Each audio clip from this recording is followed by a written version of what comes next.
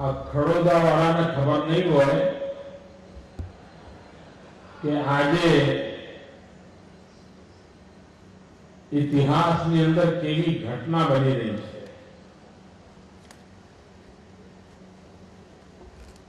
ભૂતકાળમાં સાબરકાંઠા જિલ્લાના લોકોને ખબર નહીં હોય કે મોડાસા તાલુકામાં ખડોદા નામનું કોઈ ગામડું આવેલું છે। આજના આ ઉદ્ઘાટન પછી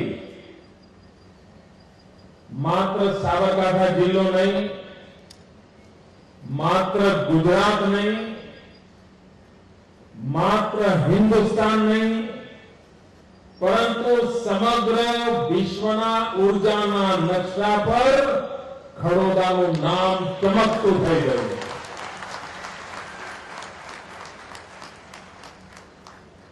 આ નાની સૂની ઘટના નથી। આખા વિશ્વના ઉર્જાના નકશા પર ધ્રુવ તારાની જેમ ખડોદા ચમકતું લોકો જોતા હશે।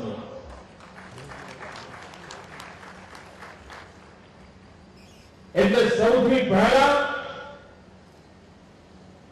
હું આ ગામના આગેવાનોને, આ ગામના ખેડૂતોને, આ ગામના સરપંચશ્રીને, પંચાયતના સભ્યોને અંતઃકરણપૂર્વક ખૂબ ખૂબ ખૂબ અભિનંદન આપું છું। નહીં તો ઘણીવાર ગામમાં 1-2 એકર ચોગર હોય ને,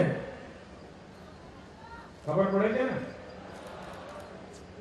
ગામમાં 1-2 એકર ચોગર હોય તો સાહેબ ગામનું ભલું જ ના થવાનું। ગામમાં કોઈ સારી વાત આવવા જ ના દે। અને આવા એકર ચોગર ને પછી 12,028 મળી જાય, આંકડો વધતો જાય, એવા વેરાયટીઓની મળતી રહે અને ગામનું ધનોત ન નીકળે ત્યાં સુધી આવા લોકોને સંતોષ ન થાય। આ ગામ ભાગ્યશાળી છે કે આવા બધા ગ્રહોથી મુક્ત છે અને એના કારણે આજે આટલો મોટો અવસર આપણા ગામના પાદરે ઉજવાઈ રહ્યો છે। મિત્રો, પૂરા વિશ્વ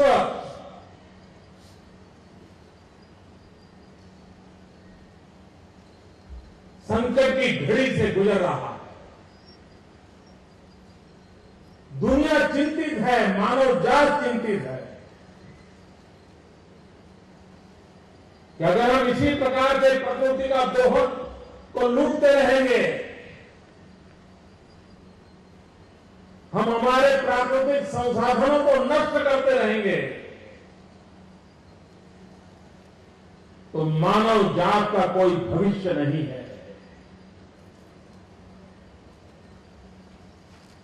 जीवन बर्बाद हो जाएगा। लेकिन मनुष्य का स्वभाव है कि अपनी आवश्यकताओं की पूर्ति के लिए वो प्रकृति का कोई भी विनाश करने के लिए तैयार हो जाता है। हम मोड़ासा में रहने वाले लोग, महुड़ी हमारे पास में ही है, दूर नहीं है। महुड़ी के तीर्थ क्षेत्र पर 100 साल पहले एक बुद्धि सागर जी महाराज चार हो गए। वो किसान के बेटे थे, पढ़े लिखे नहीं थे। दीक्षा ग्रहण की, जैन महात्मा बन गए और महुड़ी में अपनी साधना आराधना करते थे। आप लोग महुड़ी जाओगे तो उन्होंने 100 साल पहले क्या कहा था वो वहां लिखा हुआ है। 100 साल पहले बुद्धि सागर जी महाराज ने कहा था, एक दिन ऐसा आएगा जब पानी किराने की दुकान पर बिकता होगा। 100 साल पहले जब किसी ने यह सुना होगा तो उसने ये माना नहीं होगा, ऐसा तो क्या कभी हो सकता है क्या? क्या पीने का पानी लेने के किराने की दुकान पे जाना पड़ेगा? हल्दी लानी है, मिर्ची लानी है, चावल लाना है, गेहूं लाना है, उसके लिए तो दुकान पे जाना पड़ेगा। लेकिन क्या पानी के लिए जाना पड़ेगा? 100 साल पहले जिसने ये सुना होगा उसको उस महाराज जी के पर हंसी आई होगी, मजाक सुनी होगी। लेकिन आज हम देख रहे हैं कि पीने का पानी बिस्लेरी की बोतल में किराने की दुकान पर बिक रहा है और हम लोग खरीद करके पानी पी रहे हैं। ये नौबत क्यों आई? क्योंकि हमने जो पानी की रक्षा करनी चाहिए थी, पानी बचाना चाहिए था, नहीं बचाया। आज इतना भी जो हमें उपलब्ध हो रहा है, अच्छी हवा मिल रही है, अच्छा पानी मिल रहा है, तो उसका कारण हमारे पूर्वजों ने हमारे लिए ये सब सुरक्षित रखा था और हमारे लिए छोड़ करके गए, इसलिए हमें मिला है। अगर हम अपनी भावी पीढ़ी के लिए इन संसाधनों को सुरक्षित नहीं रखेंगे तो भावी पीढ़ी का क्या होगा? में कोई ऐसी सरकार है गांधीनगर में जो वर्तमान पीढ़ी की तो चिंता करती है, लेकिन हम आने वाली पीढ़ियों की भी चिंता करते हैं।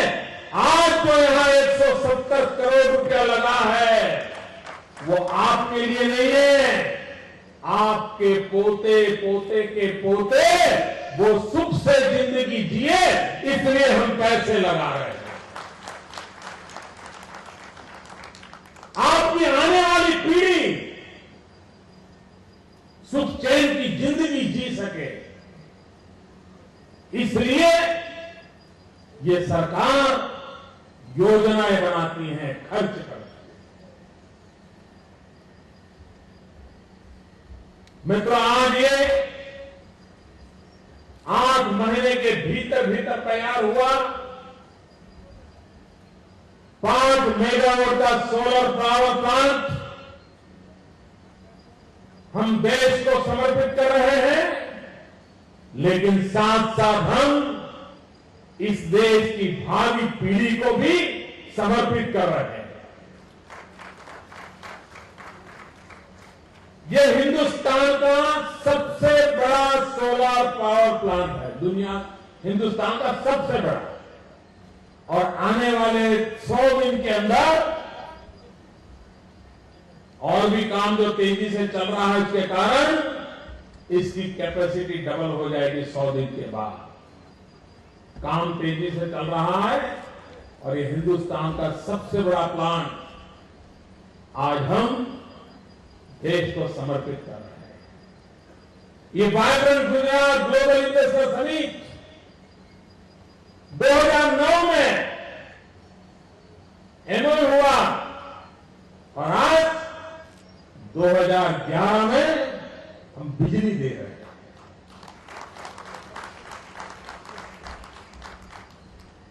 मित्रों, करीब करीब 20,000 गाड़ियां जो अंगार वायु फेंकती है,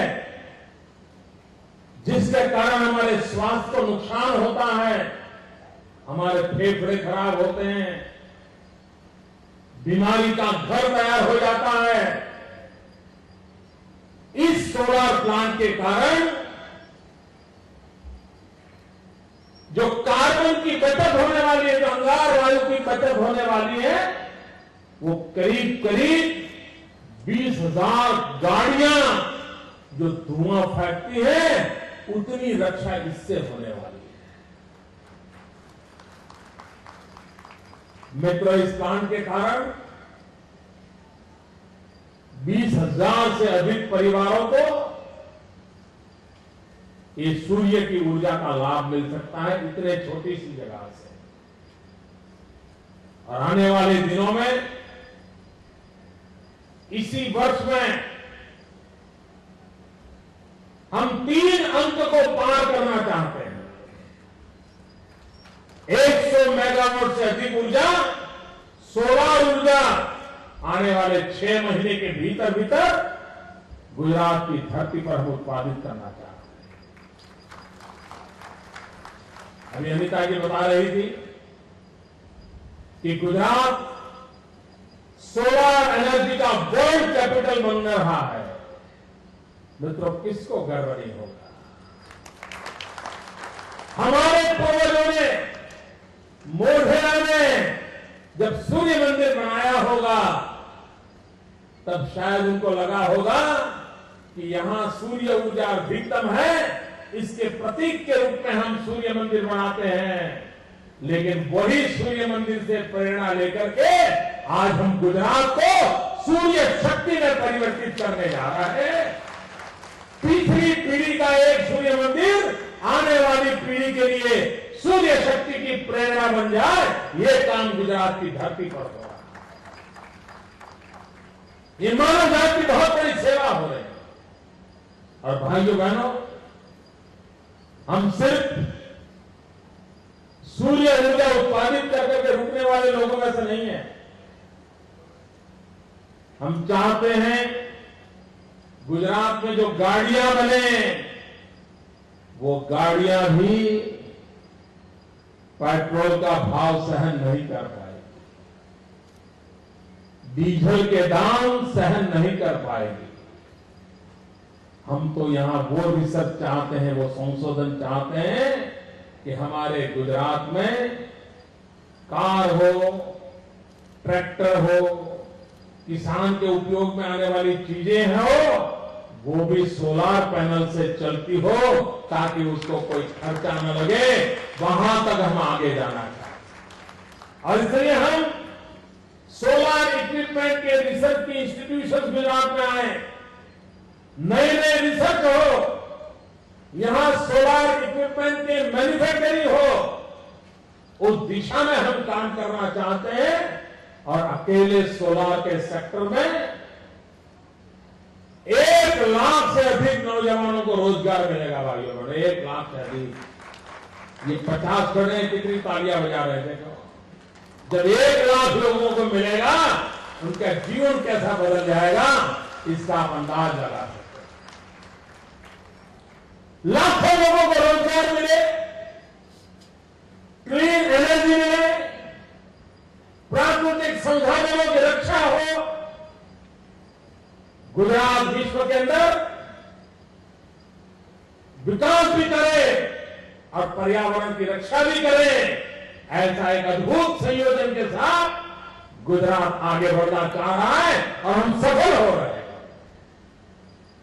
मित्रों, दुनिया को अजूब आश्चर्य हो रहा है। वरना जब औद्योगिक विकास होता है तो 2 चीजों के खतरों की चर्चा तुरंत होती है। जब औद्योगिक विकास होता है तब सामान्य समझ कहती है कि कृषि क्षेत्र में गिरावट आती है, खेती कम हो जाती है, खेत कम हो जाते हैं, किसान भी दूसरे काम में लग जाता है, उद्योग व्यापार में लग जाता है। जैसे जैसे उद्योग बढ़ता है, खेती कम होती है। ये दुनिया में मानी हुई चीज है। अकेला गुजरात पूरे विश्व में अपवाद है जहां पर औद्योगिक विकास भी हो रहा है और इसी दशक में 13 लाख हेक्टेयर धरती नई एग्रीकल्चर के काम आने योग्य बन गई।